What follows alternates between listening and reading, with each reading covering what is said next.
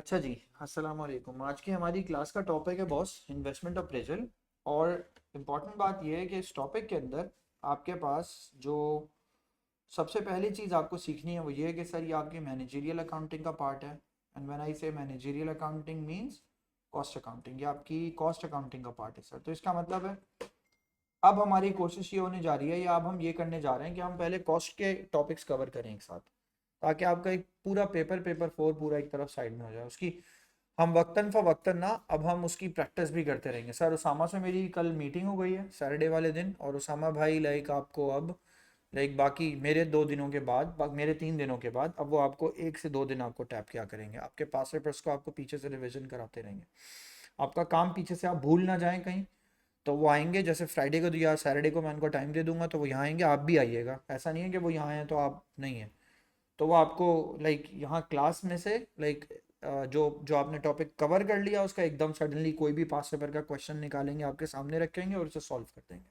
तो आपका पीछे से ना आहिस्ता आहिस्ता करके रिविजन रहेगा। And that's like like more important, वो रहना चाहिए। वो मैंने उनको लाइक ऑन बोर्ड कर लिया, वो आ रहे हैं सर। इन्वेस्टमेंट अप्रेजल की बात करने जा रहे हैं सर हम। पहली चीज़ तो सर इन्वेस्टमेंट अप्रेजल कॉस्टिंग के लिहाज से अब अच्छा एक और मसला सर, फाइनेंस इन्वेस्टमेंट अप्रेजल जब बच्चे यहाँ पढ़ते हैं ना तो पता नहीं क्यों उनको फाइनेंशियल अकाउंटिंग बहुत याद आती है, अल्लाह जाने। सर ये कॉस्ट अकाउंटिंग का टॉपिक है, इसमें जितनी भी टर्म्स यूज होंगी वो कॉस्टिंग की यूज होंगी। मेरी बात समझ में क्या मतलब सर, कॉस्ट अकाउंटिंग याद है ना, हमने एएस में पढ़ा था कि सर ये इंटरनल अकाउंटिंग है, किसी बाहर के यूजर को आपको ये नहीं दिखानी। जैसे आपने एब्जॉर्प्शन और मार्जिनल किया तो उसकी स्टेटमेंट्स बनाई तो उसकी कोई उसकी लीगल हैसियत तो बिल्कुल है, लेकिन वो इंटरनल यूजर्स के लिए, एक्सटर्नल यूजर्स के लिए नहीं है। तो जब हम कॉस्ट अकाउंटिंग की बात करते हैं तो इसका मतलब है बिजनेस की अपनी मैनेजमेंट अपने इंटरनल डिसीजंस को लेने के लिए ये डाटा यूज करेगी। तो आज अगर आप फर्ज करें, मैंने जैसे अभी आते ही आपको इतनी सारी एग्जांपल्स दी, यहाँ कैमरा लगा लो, लाइट पीछे कर दो, नई बॉक्स लाइट लगा दो क्लास में, जो भी मर्जी आया आप किसी भी नॉन करंट एसेट में आज आप एक पैसा लगाते हैं, किसी भी प्रोजेक्ट में आप पैसा लगाते हैं, किसी नए बिजनेस में आप एज अ बिजनेसमैन पैसा लगाते हैं। तो जवाब दें उस इन्वेस्टमेंट को कवर कितने टाइम में हो जाना चाहिए, उस इन्वेस्टमेंट की वर्थ कितनी है, उस इन्वेस्टमेंट पे रिटर्न कितना मिलेगा, उस इन्वेस्टमेंट पे इन्वेस्टमेंट होनी भी चाहिए या नहीं होनी चाहिए, ये सब चीजें आप उसकी क्या करेंगे, चेक करेंगे ना। तो जब भाई हम ये सब कुछ करेंगे तो हमारे पास एक कॉस्ट अकाउंटिंग का एक मॉड्यूल है जिसका नाम है, हमारे पास एक टॉपिक है, चैप्टर है जिसका नाम है इन्वेस्टमेंट अप्रेजल। ये बताएगा कि प्रोजेक्ट में पैसे लगाने भी चाहिए या नहीं लगाने चाहिए। मेरी बात समझ में आई है? So like it's important. अब इन्वेस्टमेंट अप्रेजल के बहुत सारे मेथड्स हैं, उनमें से चार आपके कोर्स में हैं। मैं चार को लेकिन बिल्कुल ही चार को 4 मेथड्स करके नहीं डिवाइड करता, बल्कि मैं हमेशा बच्चे को ये कहता हूँ शुरू से इसको पहले 2 में और फिर 2 में डिवाइड रखो। मतलब सर एक सर विदाउट डिस्काउंट, मैंने यहाँ मेंशन किया सर। एक आएगा आपके पास विदाउट डिस्काउंट, उसके अंदर भी सर आपके पास दो मजीद टेक्निक्स आएंगी इन्वेस्टमेंट को अप्रेस करने की, यानी इन्वेस्टमेंट को ये चेक करने की इन्वेस्टमेंट सही है या नहीं। एक आपके पास मेथड आएगा पे back period,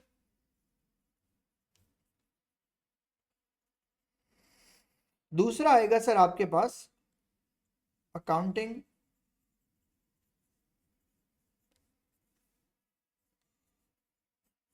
rate of return, जिसको हम यूजुअली ARR से भी बुलाएंगे। सही है, लिख लो। फिर उसके बाद सर दूसरी साइड पे हम जाएंगे तो वो हमारे लिए विद डिस्काउंट के मजीद दो और एरियाज जो हैं वो हमारे पिकअप होंगे। मैंने कहा विद डिस्काउंट पे आएंगे तो वहां पे भी हमारे पास दो मेथड्स होंगे। एक मेथड जिसका नाम होगा सर नेट प्रेजेंट वैल्यू, एक मेथड होगा सर उसका नाम होगा सर आपके पास नेट प्रेजेंट वैल्यू, इसको हम यूजुअली NPV भी बोलते हैं। और एक मेथड होगा आपका इंटरनल रेट ऑफ रिटर्न, जिसको हम सर IRR भी बोलते हैं।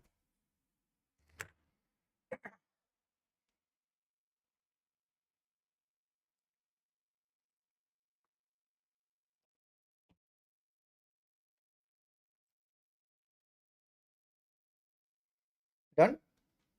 एक छोटा सा डिस्कशन करते हैं शुरू में। ये बताएं सर, मैं द क्लासरूम एक नया कैंपस खोल लूँ, नया प्रोजेक्ट आ गया ना, नया कैंपस खोल लूँ सर, बड़ा प्रॉफिटेबल बिजनेस होगा, होगा, पैसे नहीं आ रहे, ऐसा हो सकता है क्या? बिजनेस प्रॉफिटेबल हो और कैश ना आए, हो सकता है ना? ये तो हमें इसमें ही पढ़ के आए है ना अलीना, मैं ये कह रहा हूँ कि अगर बिजनेस प्रॉफिटेबल हो और पैसे नहीं आए, ऐसा हो सकता है ना? ज्यादा इंपॉर्टेंट क्या है, प्रॉफिटेबिलिटी या कैश? बिजनेस किस पे चलता है, प्रॉफिट्स पे या कैश? सही टाइम पे आने जाना है, सही ना, कैश पे चलता है। इसी तरह इन्वेस्टमेंट अप्रेजल में भी कैश इंपॉर्टेंट था, तो हम एक ही प्रोजेक्ट को चार तरीके से असेस करेंगे, चार असेसमेंट मेथड है ये। यानी एक प्रोजेक्ट है, उसमें पैसे लगाने चाहिए या नहीं लगाने चाहिए, तो उसके चार मेथड्स हैं, मेरी बात समझ आई? उन चार मेथड्स में से सर तीन मेथड्स कैश बेस्ड हैं। ये पहले वाला पे बैक पीरियड, ये क्या है सर, ये कैश बेस्ड है। एनपीवी सर आपका कैश बेस्ड है।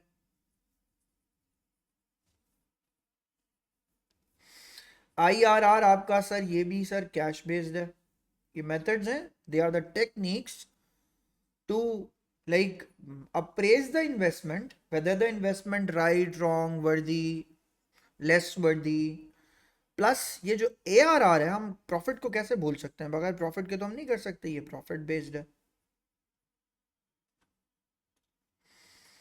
तो सर बात ये समझ में आई,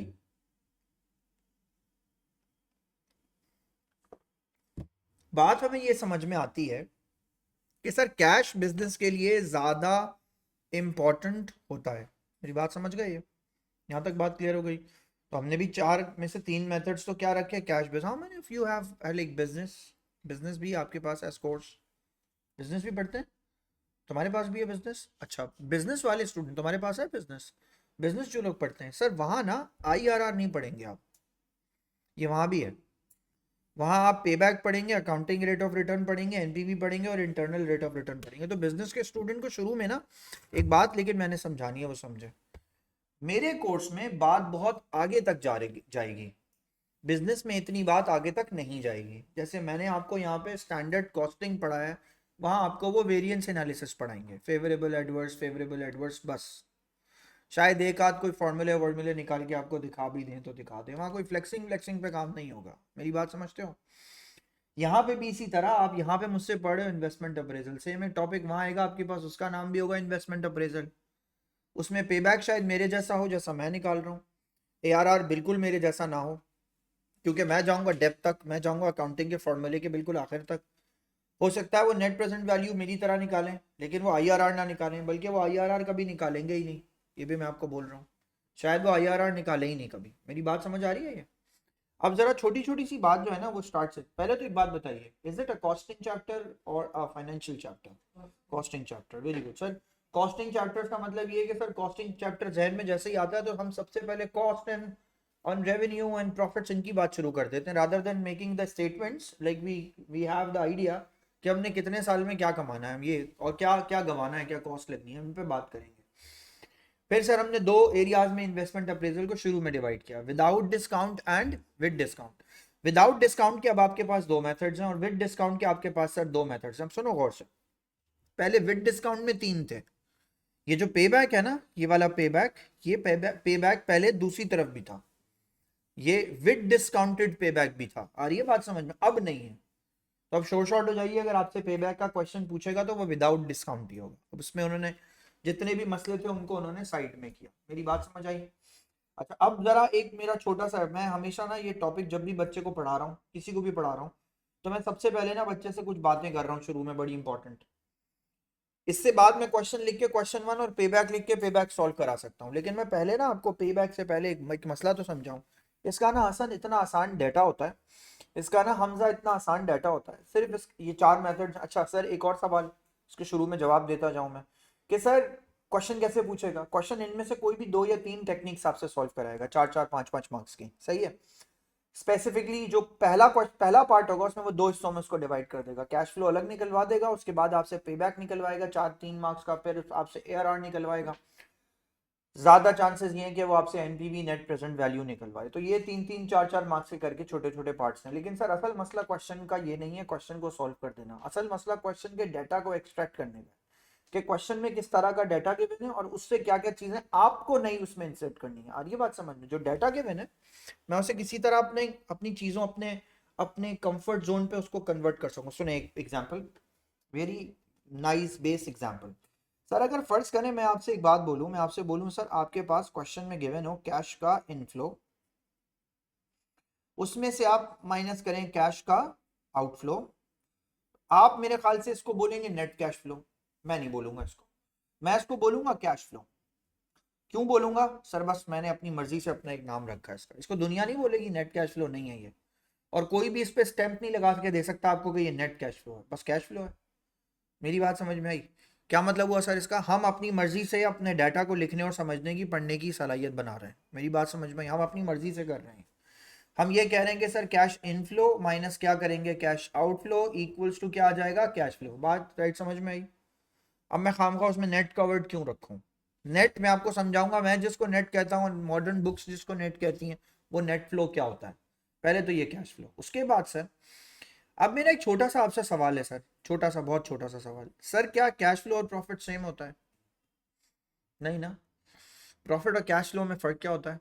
मैं बताऊं? हाँ बोले बोले। कौन सा एक्सपेंसेस का? सर मैंने यहाँ लिखा आके, तो क्या एक्सपेंसेस तो ये भी हैं, माइनस हो चुके हैं। तो मैं ये बोल सकता हूँ ना सर कि कैश फ्लो में से अगर आप नॉन कैश एक्सपेंसेस को क्या कर दें माइनस, तो नॉन कैश एक्सपेंसेस के माइनस होते ही आपको क्या मिल जाएगा सर? प्रॉफिट मिल गया। भाई मैंने रेवेन्यू में से पहले कैश एक्सपेंस माइनस किया, फिर नॉन कैश एक्सपेंस माइनस किया, तो प्रॉफिट आ गया ना। तो सर हमारे पास कैश फ्लो में से, इसका मतलब है आप डेप्रीसिएशन को क्या कर देंगे माइनस, तो आपके पास क्या आ जाएगा सर? प्रॉफिट। हाँ उसी प्रोजेक्ट की डेप्रीसिएशन, ये तो प्रोजेक्ट बाय प्रोजेक्ट इन्वेस्टमेंट को अप्रेस किया जाएगा। एक बिल्डिंग है उसका नया फ्लोर बना रहे हैं, तो सिर्फ जब उसके फ्लोर को उसके एक्सपेंसेस से कंपेयर करेंगे तो डेप्रीसिएशन भी उसी फ्लोर का रखेंगे। आ रही है बात? सिर्फ डेप्रीसिएशन है आपके पास, आपके कोर्स में डेप्रीसिएशन है, यूजुअली प्रोजेक्ट बेस्ड है ये। सर एक और भी सवाल मेरा बड़ा अच्छा, ये मैं शुरू में आपको क्यों बता रहा हूँ, ये मेरा दिल नहीं कर रहा है, आपका आपका काम आसान हो जाएगा, आपका काम बहुत बच्चों वाला हो जाएगा जब आपको ये बात समझ में आ जाएगी कि ये क्या है। तो इसका मतलब अगर मैं आपसे एग्जांपल के तौर पे बोलूं, क्वेश्चन में आपको प्रॉफिट गिवन हो, सही है, प्रॉफिट से आपको कैश फ्लो निकालना हो, तो जवाब दीजिए इसमें आप डेप्रीसिएशन को क्या करेंगे? प्लस। आई बात समझ में? ये प्रॉफिट गिवन हो और कैश फ्लो तक जाना हो। सर कैश फ्लो क्यों चाहिए होगा? बेटा कैश फ्लो के ऊपर 3 टेक्निक्स डिपेंडेंट। कौन कौन सी? कैश फ्लो के ऊपर पहली टेक्निक कौन सी डिपेंडेंट है सर? पीपी, पे बैक पीरियड। फिर कौन सी है सर? एनपीवी। और तीसरी कौन सी है सर? आईआरआर। ये तो इस बेस से निकलेंगी ना। और प्रॉफिट पे क्या बेस कर रहा है सर? प्रॉफिट पे बेस कर रहा है आपका क्या सर? एआरआर। आ रही है बात समझ में? तो इसका मतलब है अगर क्वेश्चन ने कैश फ्लो दिया तो डेप्रीसिएशन माइनस करके आगे बढ़ो, अगर क्वेश्चन ने प्रॉफिट दिया तो डेप्रीसिएशन को क्या करके? प्लस करके वापस पीछे जाओ। अब सुनना, एक मिनट एक मिनट एक मिनट, अरीब रुक जाओ सर। इसको मैं चेंज करा के, आपकी बुक कहती है ये फॉर्मूला पढ़ाओ, मैं कह रहा हूं ये फॉर्मूला नहीं पढ़ाओ भाई। क्यों नहीं पढ़ाओ? मैं उसकी वजह बताता हूं आपको, सुनो। हमारा कोर्स पहले ना एक चीज रखता था, आप सुनो वो क्या। अब क्या, यहाँ पे एक बात करनी बहुत जरूरी है। बेटा मैंने कमाया बिजनेस से कुछ कैश फ्लो, राइट है ना? जवाब दो। ये फोन मैंने खरीदा है, ये मेरी इन्वेस्टमेंट है, मैं इससे कुछ ना कुछ पैसे जनरेट करूंगा, और जब मैं 2 साल 3 साल बाद इसको बेचूंगा तो एक स्क्रैप वैल्यू भी तो मिलेगी, मुझे मिलेगी ना। तो सर जवाब दो, कैश फ्लो में से अगर कैश फ्लो में, मैं ये वाला कैश फ्लो बोल रहा हूँ, इस कैश फ्लो में एक कैश इनफ्लो, उसकी स्क्रैप वैल्यू भी एडेड होगा, होगा ना? कैश फ्लो है ना ये। मैंने अपनी गाड़ी चलाई 3 4 साल चलाई, उसके बाद बेच दी, तो जब मैंने बेच दी, तो जब मैंने खरीदी थी उसकी कोई स्क्रैप वैल्यू डिसाइडेड थी ना, और जब मैं बेचूंगा तो उसकी स्क्रैप वैल्यू मुझे रिसीव भी हो जाएगी, वापसी हो जाएगी ना रिसीव। सर जवाब दे, तो इसका मतलब है कैश फ्लो में से मुझे क्या माइनस करना होता है? Scrap value. स्क्रैप वैल्यू में से मैं क्या माइनस कर दूंगा सर? डेप्रीसिएशन। तब क्या आएगा सर? प्रॉफिट। सर ये क्या बात की समझ नहीं आई? बेटा प्रॉफिट में कभी स्क्रैप वैल्यू को कंसिडर किया है? नहीं। तो कैश फ्लो में वो चीज जो कि प्रॉफिट की कैलकुलेशन के लिए सही नहीं है, उसको मैंने निकाल दिया। बात समझ में आ गई है? मेरा कैश फ्लो जो है, मैं इसको मैं इसी फोन को बोल रहा हूं आपसे, मैं 2 साल बाद बेचूं और मुझे फर्ज करें ये कोई ऐसी वैल्यू दे जो मैंने स्क्रैप में डिसाइड की हुई थी, तो सर सबसे पहली बात तो ये कि वो मेरा प्रॉफिट नहीं है। तो मैंने कैश फ्लो में से सबसे पहले किसको माइनस करना है? स्क्रैप वैल्यू को। माइनस किसको करना है फिर सर? डेप्रीसिएशन को। फिर क्या मिलेगा मुझे? प्रॉफिट। असल में बात सीधे अंदाज में पढ़ना इतना इतना ना मुश्किल नहीं है, जितना रिवर्स पढ़ो आपको समझ में आएगी बात जो मैं कह रहा हूँ। क्वेश्चन में कभी प्रॉफिट गिवन हो तो प्रॉफिट में किसको ऐड करते हैं? अब डेप्रीसिएशन में किसको ऐड करेंगे? स्क्रैप वैल्यू को। तो आपको क्या मिलेगा? आएगा ही बात समझ में। सर रिवर्स पढ़ना ज्यादा जरूरी है, फॉरवर्ड पढ़ने में तो कोई मसला ही नहीं है, फॉरवर्ड समझ में आ जाता है सबको। अब मैंने पेन रखी और मेरी बात सुनो, एक अमेजिंग बात है इस कोर्स में, 2 साल पहले किया उन्होंने चेंज 2023 में। उन्होंने ये कह दिया कश्यप स्क्रैप वैल्यू आपके कोर्स का पार्ट नहीं है। अब मैं नहीं मानता ये, पूछो क्यों? मैं आपको आगे इसके बाद एक फॉर्मूला लिखवाऊंगा, वहां लिखा है उन्होंने कि ये आपके कोर्स का पार्ट नहीं है। उस फॉर्मूले के दौरान लिखा है स्कीम ऑफ वर्क में, मैं नेक्स्ट क्लास में हुआ तो स्कीम ऑफ वर्क आपको खोल के भी दिखाऊंगा। उन्होंने कहा scrap value will not be the evaluated, will not be assessed by the like by CIE during the exam. तो भाई अगर स्क्रैप वैल्यू आप असेस ही नहीं कर रहे हो तो इसका मतलब है आप हर क्वेश्चन में यही कहोगे ना स्क्रैप वैल्यू जीरो। लेकिन पास पेपर के क्वेश्चन बड़े रीसेंट रीसेंट क्वेश्चन है, इसमें स्क्रैप वैल्यू कैलकुलेट हो रही है। तो अब ये थोड़ा कंफ्यूजन वाला मामला है। मैं अगर स्क्रैप वैल्यू यहाँ से उड़ा के आपको सिखाऊं ना बात, मैं कह दूं स्क्रैप वैल्यू को नहीं पढ़ो, तो मेरा तो बहुत बड़ा काम आसान हो जाएगा, मुझे तो ये फॉर्मूला ही नहीं पढ़ाना आपको लास्ट वाला। लेकिन ये लास्ट वाला फॉर्मूला मैं आपको जानबूझ के पढ़ा रहा हूँ। एक तो अच्छा, एक और बात, 1 साल का पास पेपर है ना पिछला वाला 24 का, वही मिलेगा ना आपको ज्यादा से ज्यादा। बाकी जो 10 साल के पिछले पास पेपर हैं जिसपे आपको प्रैक्टिस करनी है, अगर मैं स्क्रैप वैल्यू कंसिडर ना कराऊं तो पीछे पास पेपर का तो किसी का भी आंसर नहीं आएगा सही। मार्किंग स्कीम से आप उसे मैच ही नहीं कर पाएंगे। मेरी बात समझ आई? तो मैंने आपको पूरा वो पढ़ाया जो पिछले 10 सालों का कोर्स चलता हुआ आ रहा है और अब तक है, अभी भी स्टिल। आप ज्यादा से ज्यादा ये कह सकते हैं ना कि भाई मैं ये कह सकता हूँ कि मैंने इस स्क्रैप वैल्यू को थोड़ी देर के लिए क्या कर दिया सर, जीरो। बस जीरो हो जाए तो जीरो कर दीजिए उसको। क्वेश्चन यही कह रहा है ना, एग्जामिनर यही कह रहा है हम नहीं देंगे बच्चे को, नहीं देंगे तो जीरो, खत्म हो गई बात। नो स्क्रैप वैल्यू, यानी the project will be scrapped at nil, कुछ भी नहीं, प्रोजेक्ट बगैर किसी वैल्यू के बिकेगा। और ये बात समझ में, सर जरा कॉपी कर लें इसको। सर ये शुरू शुरू में बातें करना बहुत जरूरी थी, क्योंकि ना इसके बगैर क्वेश्चन स्टार्ट कराना मतलब मैंने आपके साथ धोखा कर दिया।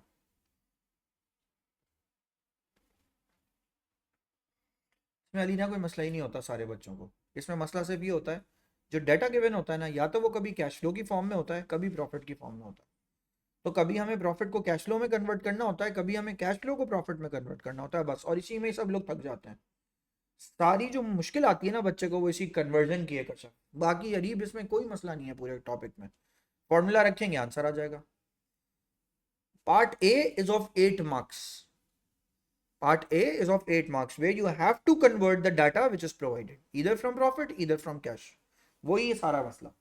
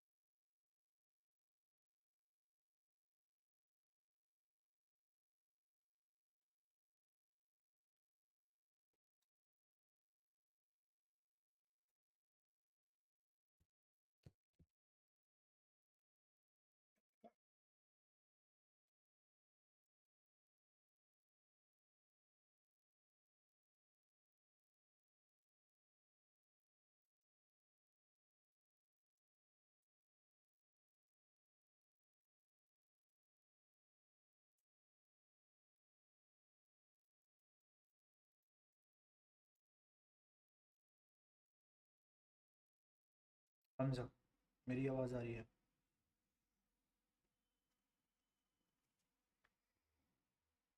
हमजा तुम्हारी आवाज मुझे नहीं आई क्योंकि मैंने स्पीकर गलत चूज किया हुआ है। अब बताओ मेरी आवाज आ रही है? Yes sir. ओके।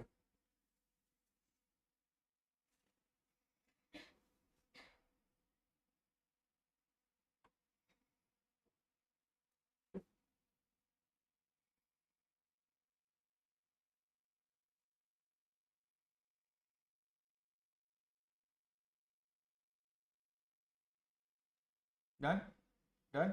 चले, अब एक क्वेश्चन सॉल्व करके देखते हैं सर इसका, और that question will definitely give you a good base. Sir हम स्टार्ट लेते हैं इन्वेस्टमेंट अप्रेजल के क्वेश्चन से।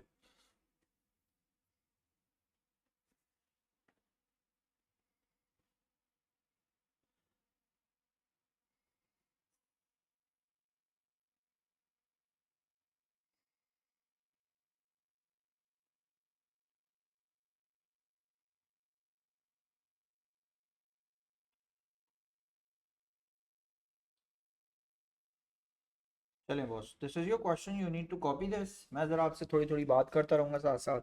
तो पे बैक पीरियड में लिखा हुआ है JK limited manufactures a single product for many years. JK company है जिसने सिंगल प्रोडक्ट बनाई है from many years. One production machine needs replacing at a cost of 80,000। एक प्रोडक्शन की जो मशीन है उसको चाहिए तकरीबन 80,000 टू रिप्लेस। वो उसकी उसकी रिप्लेसमेंट अब जो है ना वो तकरीबन करीब आ गई है। इनफ्लो में लिखा हुआ है सर आपके पास ईयर 1, ईयर 2, ईयर 3, ईयर 4 आपको 50,000, 70,000, 80,000 और 90,000 का इनफ्लो आना है। फिर आपके पास आउटफ्लो गिवन है 15,000, 35,000, 40,000 और 40,000 का। ये आपके पास आउटफ्लो गिवन है। सर ये क्वेश्चन कॉपी कीजिए, फिर पे बैक पीरियड के ऊपर बात करते हैं।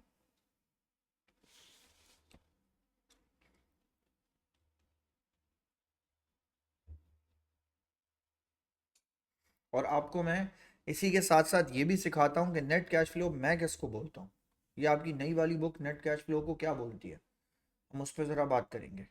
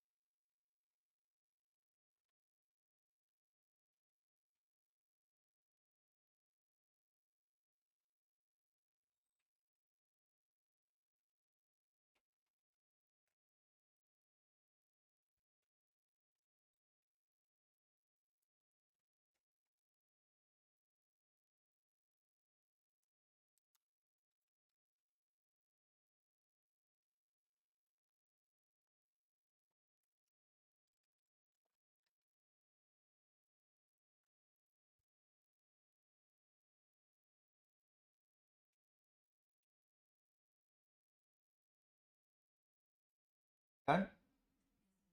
अब लाइक करीब हो गया कॉपी, हमजा कॉपी। Yes, sir. अच्छा अब जरा मेरी बात सुनो। Which data is given, cash inflow and cash outflow, ये गिवन है। तो अब आपको ये पता होना चाहिए क्या गिवन है। एक्चुअल प्रॉब्लम ही यही है क्वेश्चन के अंदर, आपको ये पता होना चाहिए क्या चीज़ प्रोवाइड की जा रही है। तो अब अगर जो चीज़ प्रोवाइड की जा रही है अगर मैं इस हिसाब से लाइक बात करूँ तो असल मैं क्वेश्चन को देखो बेटा यूं स्टार्ट कर सकता हूँ ना। अगर मुझे क्वेश्चन ने बताया मेरे पास इनफ्लो है और मैं आउटफ्लो को इसमें से माइनस कर दूँ तो क्या आंसर निकाल लूंगा, कैश। सही है। अच्छा लेकिन मैं ना आपको ज़रा पहले ही दफ़ा के लिए ना प्रैक्टिस के लिए इनफ्लो आउटफ्लो का कॉलम बना के दिखा रहा हूँ। लेकिन फिर मैं आपसे बाद में एक बात बोलूँगा नेक्स्ट क्लास में, उसको फिर फॉलो करते रहिएगा आप अपने हर तरफ के उसमें।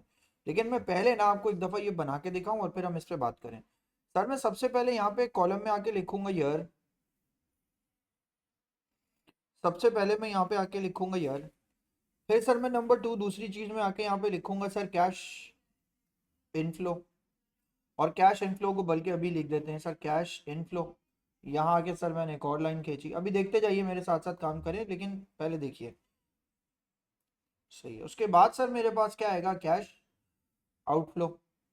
फिर उसके बाद सर मेरे पास क्या आएगा, अब जवाब दें क्या करूं, इनफ्लो में से आउटफ्लो को माइनस करूं तो क्या आएगा, कैश फ्लो। अब सुने सर एक और चीज भी होती है सर जिसका नाम होता है नेट कैश फ्लो।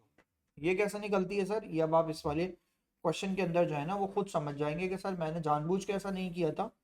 हमें टर्म्स को सेपरेट रखना है ताकि हम बार बार कॉलम्स को ड्रॉ कर सकें। सर उसके बाद आपके पास क्वेश्चन में देखिए आपके पास क्वेश्चन में डाटा किस तरह है कि मशीन में इन्वेस्टमेंट कितने की कर रहे हैं, 80,000 की। सर 80,000 की इन्वेस्टमेंट कब करेंगे, जीरो पीरियड पे। ये क्या बात हुई सर, आज अभी एक साल थोड़ी कंप्लीट हुआ, आज अभी क्या है, जीरो पीरियड। जीरो पीरियड पे आप इनफ्लो कर रहे हैं या आउटफ्लो कर रहे हैं, सर आउटफ्लो कर रहे हैं। तो आउटफ्लो कितने का कर रहे हैं सर आप, 80,000 का। तो इनफ्लो माइनस आउटफ्लो आपका कैश फ्लो कितने का बन गया सर, 80,000 का, मगर वो भी किस में आ गया सर, नेगेटिव में। तो नेट कैश फ्लो आपका कितने का आ गया, नेट कैश फ्लो आपके पास आ गया सर 80,000 का, right. Year 1, year 2, year 3 and year 4, 4 साल है। अब जरा इनफ्लो पढ़ें क्वेश्चन में, 50,000 है इनफ्लो। इनफ्लो कितने का है सर, 50,000। यहाँ लिखूंगा सर मैं आगे कितनी वैल्यू सर, 50,000। यहाँ लिखा मैंने आगे 50,000, और सर आउटफ्लो पढ़े कितने का है, 15,000। सर मैंने यहाँ लिखा आगे 15,000। तो कैश फ्लो टोटल कितने का हो गया, कैश फ्लो आपके पास हो गया कितने का, 35,000 का। सर अगला पढ़ें सर, फिर कितने का इनफ्लो है, 70,000 का। सर जवाब दें, आउटफ्लो कितने का है, 35,000 का। सर दोनों को माइनस करें तो आंसर बताएं क्या आ रहा है, 35,000। नेक्स्ट पढ़ें सर, 80,000 का सर हमारे पास कैश फ्लो है, जवाब दीजिए सर। उसके बाद आपके पास आउटफ्लो कितने का आएगा, 40,000 का। सर दोनों को मैंने माइनस किया तो सर आंसर मेरा कितना आ गया सर, इसके अंदर 40,000। सर आगे बढ़े, अगले पे जाए, नेक्स्ट पे 90,000। सर मैंने यहाँ लिखा आगे 90,000। सर जवाब दें, आउटफ्लो बताएं कैश का, 40,000। सर यहाँ लिखा मैंने आगे 40,000। सर 90 में से 40 माइनस करें, आंसर कितना आ जाएगा आपके पास, 50,000। अब देखें नेट कैश फ्लो किसको बोलते हैं, नेट कैश फ्लो इसको बोलते हैं। यहाँ देखें 80 में से 35 माइनस करें, कितना बच गया, 80,000 आपने लगाए, उसमें से 35 कवर हो गए, 35 कवर हो गए तो कितने बच गए, 45। 45 में से 35 भी कवर हो गए। अब जवाब दीजिए कितने बच गए, 10,000 है ना।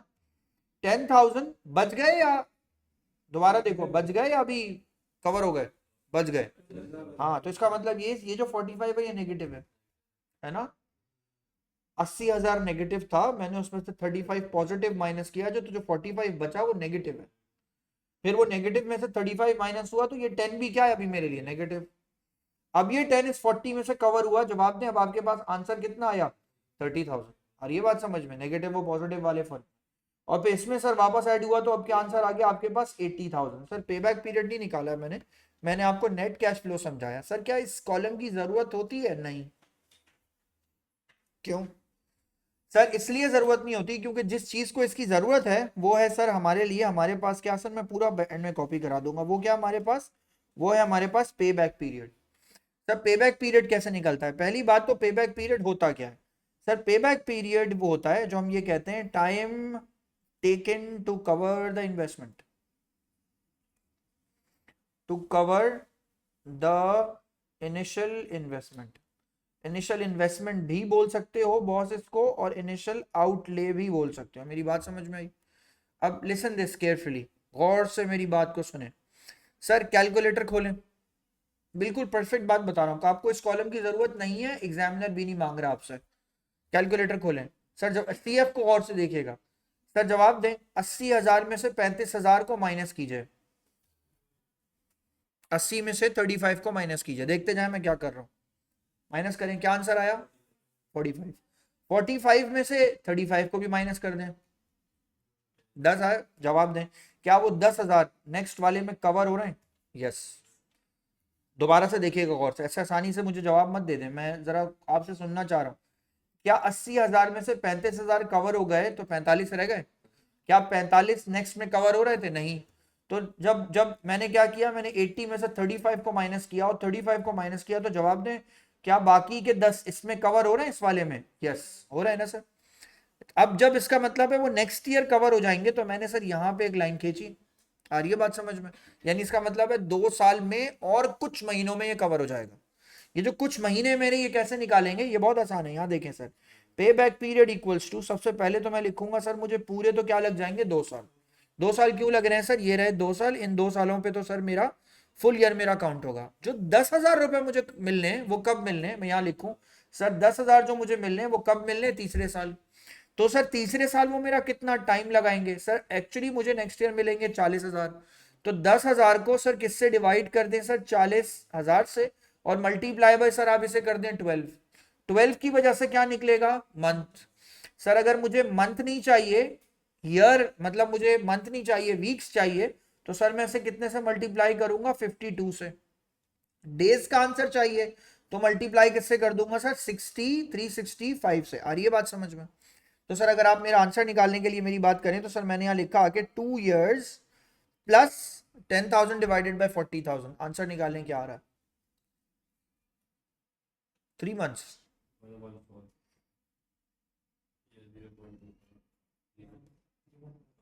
3 months। तो इसका मतलब है आपको 2 साल और 3 महीने लगेंगे, आप अपनी इन्वेस्टमेंट को क्या कर लेंगे? कवर। आ रही है बात समझ में? माइनस नहीं लिखा, इधर ये और या तो ये आप किसी एक फैक्टर से मल्टीप्लाई करेंगे, इधर 52, इधर 365 और इधर 12, और ज्यादातर आप इसको किससे मल्टीप्लाई करेंगे? 12 से। वीक्स में ही जाएगा ये हमेशा, मंथ में जाएगा, सॉरी मंथ्स में जाएगा ये हमेशा। आ रही है बात समझ में? तो इसका मतलब है how many years it will take to cover the investment? 2 years and 3 months। और आगे वर्ड जरूर लिखिएगा क्योंकि ये एस्टिमेटेड डाटा के ऊपर है, तो लिखिएगा जरूर अप्रोक्सीमेटली। आ गई बात समझ में सर? ये सर यहाँ तक कॉपी कर लीजिए, नेक्स्ट क्लास में इसके बाद का काम जो है ना वो आपको स्टार्ट हो जाएगा। सर ये कॉपी कर लीजिए, done. Okay, sir. So after about 2 years के बाद जैसे 10,000 का नेगेटिव पे, so जो हमारा आखिरी वाला नेगेटिव मार्क होगा अमाउंट, वो अपने नेक्स्ट वाले पॉजिटिव से डिवाइड हो जाएगा। ये इसका पीपी कर हाँ तो 10,000 मेरा लास्ट नेगेटिव है और 40,000 मेरा फर्स्ट पॉजिटिव है। so हम लोग बस अगले साल का कैश फ्लो का जो पहले वाला अमाउंट है 40,000 हम उसको लेंगे सिर्फ ताकि हम ये पता कर सकें वो 10,000 नेक्स्ट ईयर में कितने महीनों में कवर हो रहे हैं। तो ये जो 10,000 है ये हमारे नेक्स्ट ईयर कितने महीनों में कवर हो जाएंगे, इसके लिए हमने 10,000 को 40,000 से डिवाइड करके मल्टीप्लाई बाय 12 कर दिया। आ गई बात समझ में? सो 10,000 definitely will be covered next year, but it will take some months. How many months? So like 40,000 will take like 3 months to cover the investment. आ रही है बात समझ में? डन। नेक्स्ट क्लास में सर इसके बाद काम करते हैं। हाँ बोले बोले।